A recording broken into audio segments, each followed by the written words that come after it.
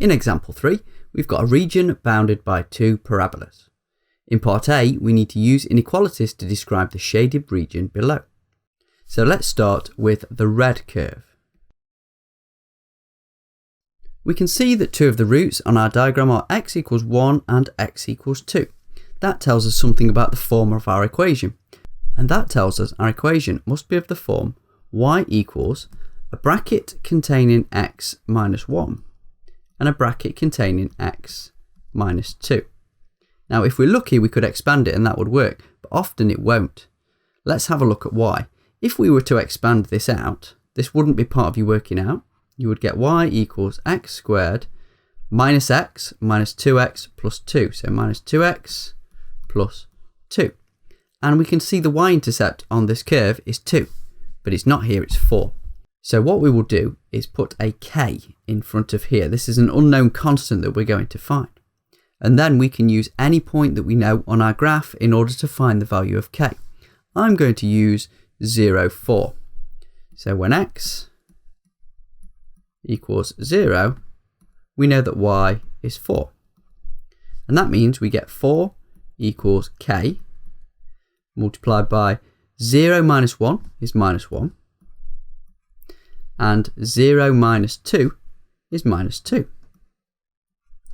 Minus 1 times minus 2 is 2. So we get 4 equals 2k. And therefore k equals 2. So the equation of our line is y equals 2 bracket x minus 1 bracket x minus 2. We could leave it like this, but I'll just expand it out. So our final line is 2x squared minus 6x plus 4. So that's the equation of the first line. Let's do the blue parabola next. So again, we know we've got a quadratic and the roots are minus a half and 3. That tells us our equation will be of the form y equals, we'll have a bracket with x minus 3. And rather than writing x plus a half, instead I can write 2x plus 1. You should be able to tell that this on its own won't work because we've got an n-shaped parabola, so the x squared coefficient should be negative. So I'm going to put a k out in front again. And on this curve, I'm going to use the point 0, 3. So when x equals 0, y equals 3. Substituting in gives us 3 equals k times minus 3 times 1. That simplifies to 3 equals minus 3k, which means k equals minus 1. So the equation of this curve is y equals minus 1, which we can just write as minus x minus 3, 2x plus 1. Again, we'll expand this out. So the blue curve is given by y equals minus 2x squared plus 5x plus 3. So now that we have the equation of the lines, we can determine our region. So the red curve is given by y equals 2x squared minus 6x plus 4, and the blue curve is given by y equals minus 2x squared plus 5x plus 3. And we know the region we want is above the red curve and below the blue curve. So starting with the red curve, we know we must have y is bigger than or equal to 2x squared minus 6x plus 4. And for the blue curve, we need to have y is less than or equal to minus 2x squared plus 5x plus 3. So these two curves together make up the shaded region. In part B, we just need to find the greatest value of x which lies within this region. So the greatest value of x within this region lies as far to the right on the graph as possible, the largest value of x. So the point we're looking for is here. As both of these curves are solid lines, it means the point where they intersect is part of the region, and that means all we need to do is find the point where these two curves intersect.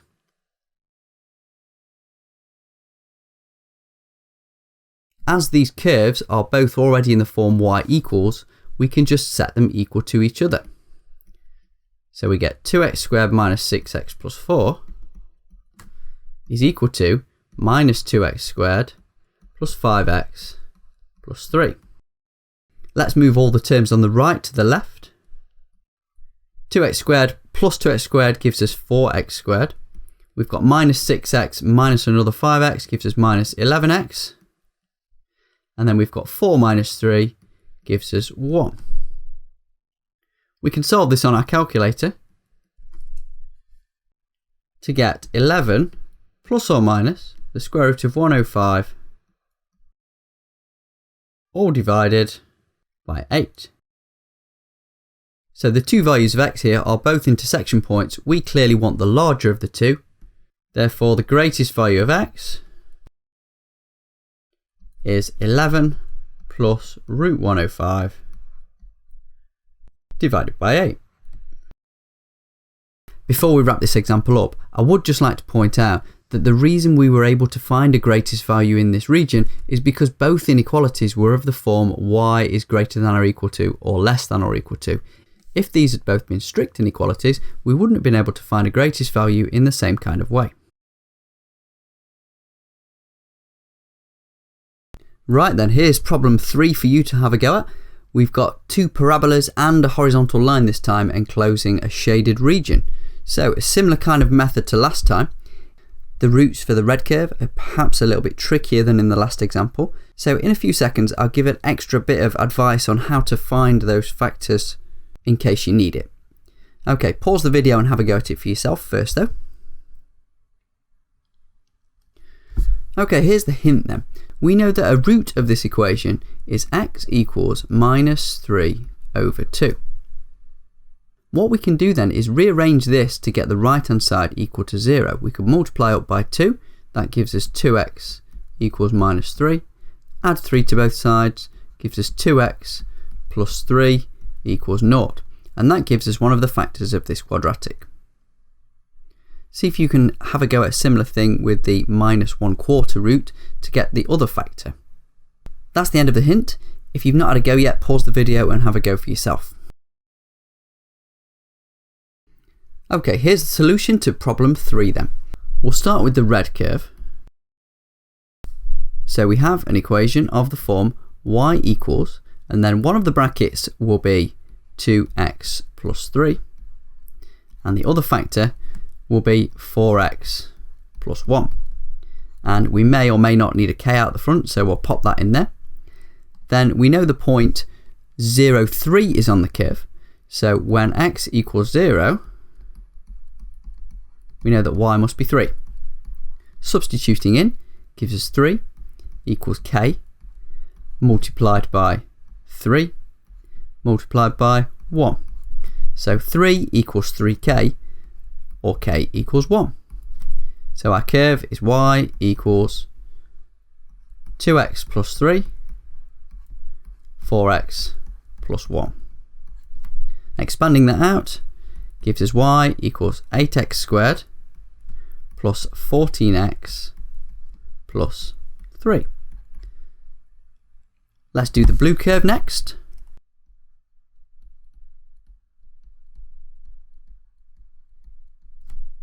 The factors are a bit easier this time. We've got x minus 1 and x plus 2. Pop a k in front in case we need it. And we know this one goes through 0 minus 2. Substituting in gives us minus 2 equals k times minus 1 times 2. Minus 2 equals minus 2k, so k again equals 1. That means our equation is y equals x minus 1 times x plus 2, which is x squared plus x minus 2. Finally, we have the horizontal line, which has equation y equals 3. Let's put everything together then.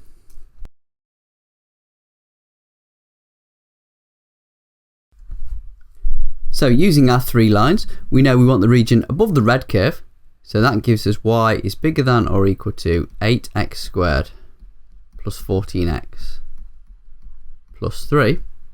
We want above the blue curve. That tells us we want y is bigger than or equal to x squared plus x minus 2, but below the horizontal line. So y is less than or equal to 3. And these three inequalities describe the shaded region.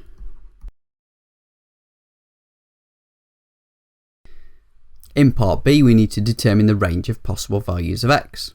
Inside the shaded region then, the minimum value of x occurs where the horizontal line meets the red curve, and the maximum value occurs over here on the y-axis. So we can just write down the maximum value of x is 0. To find the minimum value, we need to find where the line y equals 3 intersects the red curve. Here's the equation of the red curve. So we want to solve the equation 8x squared plus 14x plus 3 equals 3. Subtracting 3 from both sides leaves us with 8x squared plus 14x equals 0. We can divide by 2 to get 4x squared plus 7x equals 0. And then we can factorise. So we get x bracket 4x plus 7. We expected to see x equals 0, but we also get 4x plus 7 equals 0. And that gives us x equals minus 7 over 4. Therefore, the range of possible values of x is minus 7 over 4 is less than or equal to x is less than or equal to 0.